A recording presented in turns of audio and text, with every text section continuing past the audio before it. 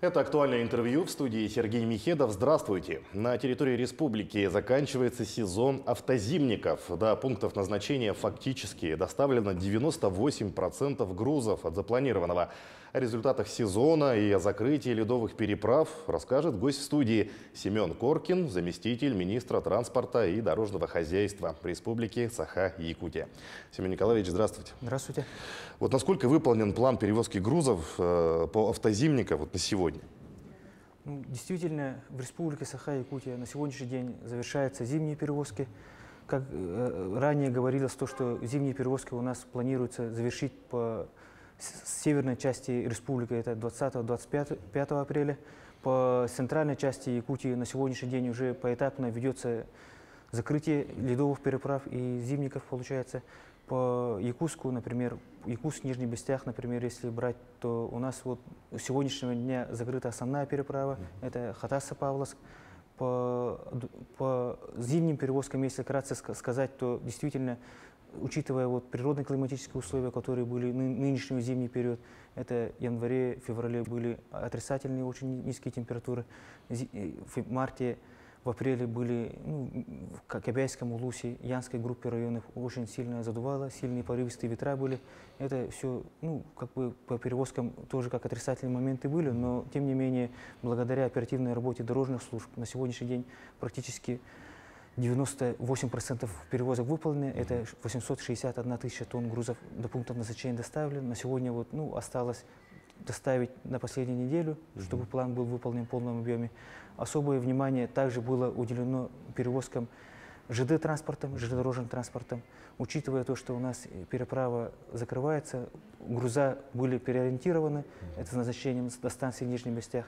То есть не перевозки были, там Алдан, Нюрнберге, они были как бы на второй эшелон ушли, мы, чтобы депонировать часть грузов на станцию в Нижних Бестях.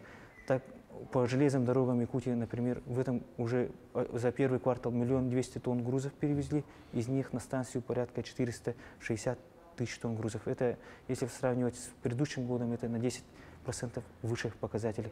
Мы в прошлом году из-за специальной военной операции и ряда причин тоже испытывали сложности данных видов перевозок.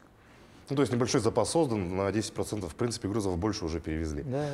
Запас небольшой создали, да? Вот, а когда закроются автозимники, в принципе? Вы сказали, до 25 числа. Это, я сказал, по северным группе районов. На сегодняшний день это по центральной группе районов на сегодня уже ведется ограничение. И, например, по реке Лена у нас, как я сказал, уже с сегодняшнего дня закрыто. Завтра ограничение переправы закрывается на реке Вилюй и на реке Алдан. И уже ограничения будут вводиться на арктической части районов. На сегодняшний день там грузоподъемность составляет 20 тонн. Завтра, скорее всего, планируется уже понижение до 10 тонн. И вот по срокам уже будет закрываться. То есть и постепенное снижение, а потом уже закрытие, да?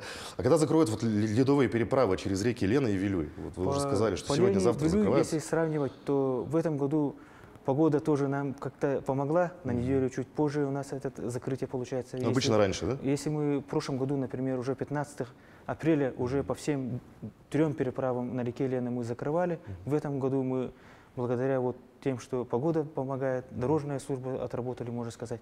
В этом году мы Хатаса-Павловск, например, закрыли сегодня, и грузоподъемность по данной ледовой переправе держали до практически до 14 Пока это было возможно вообще. По возможности.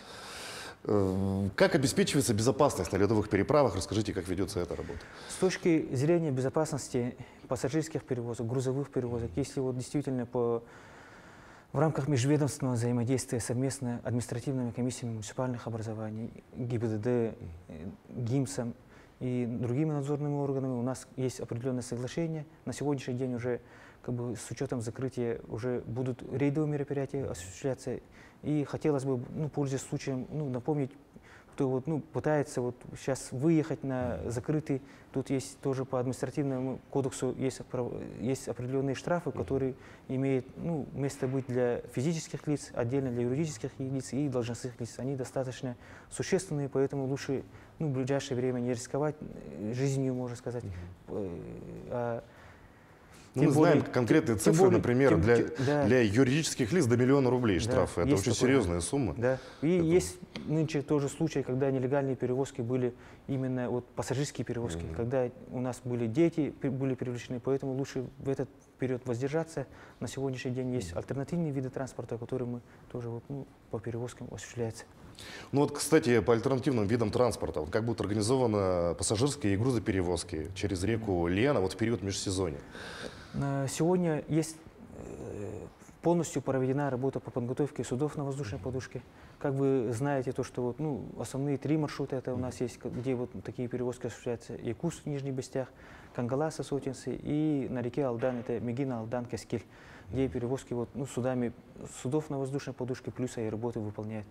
По переправе Якутск, Нижний Бестях на сегодняшний день порядка 10 индивидуальных предпринимателей есть, которые вот выполняют, это более порядка 30 единиц судов на воздушной подушке. Что касается с предыдущими годами, у нас на сегодняшний день Ленатурфлот тоже нынче будет 3 судна, это Нептун-23, 20-местные, и Лена Транс, так называемая дочерняя железной дороги Якутии, которые тоже выполняют данные переправы, перевозки, которые вот, нынче флота достаточно, провозных возможностей тоже достаточно. Помимо этого есть у нас вертолет на готовности, есть при интенсивном ледоходе, когда река будет скрываться, когда будет невозможно выполнять аэроботами, это усиленным нишем, то придется привлекать воздушные суда полярных авиалиний. На сегодняшний день готовность определенная работа проведена. То есть вертолеты, в принципе, готовы, как вот эти буквально несколько дней, пока будет лед идти, можно будет переправиться на вертолете. Прошлые года такой срок был 15-17 мая, когда река именно скрывалась в районе города Якутска. Нынче тоже примерно плюс-минус по таким же прогнозы примерно те же, да, 15-17 число. А вообще, как такие перевозки, они востребованы, как люди пользуются, активно ими? На сегодняшний день перевозки воздушными подушками действительно востребованы. Мы на сегодняшний день проводим работу в части выполнения за счет госбюджета. Нынче осенью уже планируем мероприятие, субсидировать данный вид перевозок, в том числе для повышения комфорта. С точки зрения улучшения пассажирских перевозок именно межсезоньем планируется то, что в Нижнем Бестяхе у нас пункт ожидания уже есть на сегодняшний день. Мы такую работу с городом Якутском тоже провели со стороны города Якутск. Здесь в 203-м микрорайоне, на сегодняшний день в 204-м микрорайоне уже отведена земельный участок. Здесь были определенные сложности в связи с тем, что земельный участок, оказывается, целевое назначение было сельхозназначение. На сегодняшний день этот земельный участок уже переведен под категорию внутренних водных путей. И в этом году завершается разработка проектно-сметной документации. Это именно к станции Намыв, которая и в этом году уже планируются строительно-монтажные работы.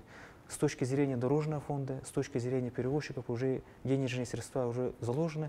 И где-то с июня, когда вода более-менее спадет, уже строительно-монтажный сезон именно на этой причальном сооружении начнется и действительно повлияет для комфортности перевозок для пассажирских.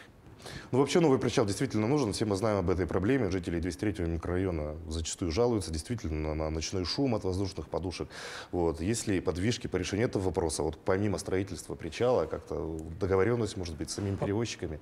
Да, действительно, подвижки с точки зрения самого причала, действительно, то, что рассказал, и с точки зрения кооперации, именно то, что суда на воздушной подушек, именно Лена Транса, Лена Турфлота, частных предпринимателей, определенная договоренность есть, то, что будем переходить именно на 204-й микрорайон с точки зрения, и осенью уже планируется выполнение с данного участка. С точки зрения благоустройства и подъездных путей планируется то, что после завершения строительно-монтажных работ именно дороги, планируется, что мы остановки именно на 203-м микрорайоне, чтобы для удобства высадки пассажиров мы должны подвинуть и определенное место парковки и место для разграничения, там тоже должны быть оборудованы с точки зрения безопасности и для повышения доступности. Помимо этого планируется строительство именно самого накопителя, чтобы человек, когда приехал, когда дожидается, он не стоял на улице, а как бы уже было помещение. Ну да, в здании вокзала, конечно, Да, комфортнее где находиться. возможно конечно. будет организована торговля дальнейшее, расширение, как набережная города Якутска, которая будет достаточно хорошо благоустроена. Мгм. По проектно-сметной документации планируется то, что там действительно даже велодорожка, хорошая пешеходная, и сам 204-й микрорайон, когда будет развит, и она действительно не будет мешать, как бы, с точки зрения звука Мгм. для жителей 203-го микрорайона, который вот, ну, на сегодняшний день 202-го, который на сегодняшний день. Поэтому надо чуть-чуть подождать, и все эти плановые мероприятия должны быть выполнены. в полный срок. Ну, период распутицы вскоре завершится и начнется навигация. Когда у нас в этом году ожидать начала навигации? Начало навигации, Ну, для маломерных судов как хотя бы. обычно, может, например, эта информация есть? да, Ускут, Осетрова там и так далее, вот, ну, Верховьях, реки Лена у нас практически, вот, ну, начиная уже с конца апреля уже начинается как бы судоходство, и понемножку уже вот, ну, начинает как на реке навигация у нас разворачиваться. С точки зрения именно вот Якутск, Нижний Бестях, на реке Вилюй у нас предварительные сроки это 25-30 мая получается. У нас уже в рамках подготовки к навигации у нас уже на сегодняшний день практически выморозочные работы по судовладельцам уже выполнены в полном объеме. Уже на Верховьях уже готовятся уже буксиры к выполнению, уже набор сплав состава и других видов, ну, подготовительных работ полностью проведена. Поэтому, ну, ждем 25-го, 20-х чисел, когда... И у нас есть оговорка в самом распоряжении Росморишфлота, то, что после очищения льда, как возможно, более ранние сроки. Поэтому будем смотреть, наблюдать, как будет проходить нынче паводок, нынче снега много, погода тоже тут немножко диктует, поэтому, ну, тоже будем смотреть. И после очищения льда сразу вслед за ними паромные переправы тоже, в том числе, будут организованы. С точки зрения маломерных судов у нас тоже, смотрим с точки зрения безопасности. Например, после прохождения льда мы смотрим, как, ну, обычно очень много бывает, ну, мостов, кламов, всякое несет. После очищения, конечно, будет обычно будет 1 июня, в первых числах июня. Ну, в начале июня да, примерно, уже будет открытие. С точки зрения пассажирских перевозок тоже катера и пассажирские суда готовятся. На сегодняшний день Якутск, Нижний Бестях, например, ранее у нас только судно рукавишника было задействовано. Нынче мы помимо судна рукавишников дополнительно привлекаем судно «Московский», 11 это Ленатранс, чтобы дополнительные перевозки, чтобы действительно с востребованностью. Тоже судно такое на сегодняшний день на завершающей стадии ремонта находится. Что касается по паромным переправам, у нас нынче тоже усиление наблюдается, то, что один дополнительный состав будет введен. Поэтому 16 единиц паромов тоже вот на сегодняшний день будут введены. Помимо этого, очень большая работа проведена с паромом в Якутии. На сегодняшний день уже тоже, как планировали, оплата на берегу, систему, наконец-то у нас платежей. То есть будет новая система оплаты, получается, да, проезда, которая да? должна будет уже опробовать. Мы на сегодня вот ИРСИТом и ЕПК платежи городом Якутском тоже вот отрабатываем, чтобы именно эта система была как пилотный проект Якутск Нижний Бестях отработана. С точки зрения других паромных переправ на Вилюю, либо на Алдане вот тоже есть система мониторинга, которые на сегодняшний день уже доведены до перевозчиков, и мы тоже должны это отработать, и чтобы система мониторинга она работала. Ну что, Семен Николаевич, остается дождаться, когда пройдет лед. Будем надеяться, что все пройдет хорошо, и навигация начнется вовремя. Спасибо, что нашли время, пришли к нам, ответили на наши вопросы. Желаем успешной работы на благо республики. Спасибо. А я напомню, вы смотрели актуальное интервью. Оставайтесь на нашем канале.